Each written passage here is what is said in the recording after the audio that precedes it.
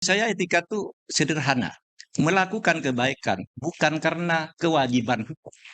Melakukan kebaikan bukan karena kewajiban hukum, tapi juga sering melakukan kejelekan dengan menggunakan hukum sebagai alasan sehingga tampak benar.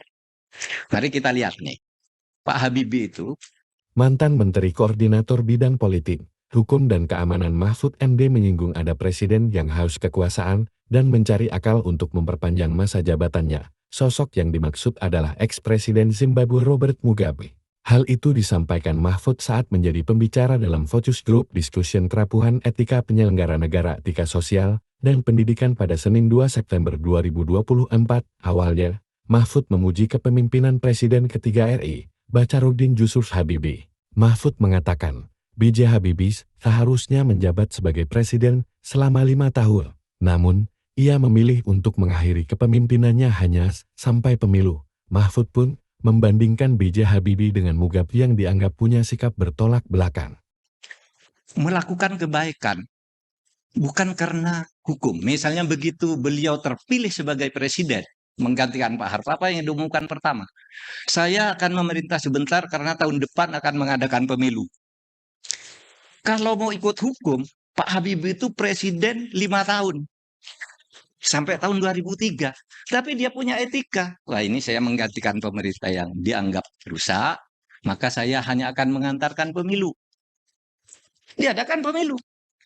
Dia hanya memerintah sampai bulan Oktober. Sesudah Oktober, dia pertanggungjawabannya tidak diterima oleh MPR.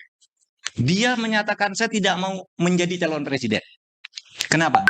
Karena pertanggungjawaban saya ditolak. Loh, diberitahu oleh Amin Rais, oleh Wiranto, Pak, ditolak pertanggungjawaban masih tetap boleh jadi calon presiden dan Bapak akan menang nanti. Tapi kata Habibie, tidak.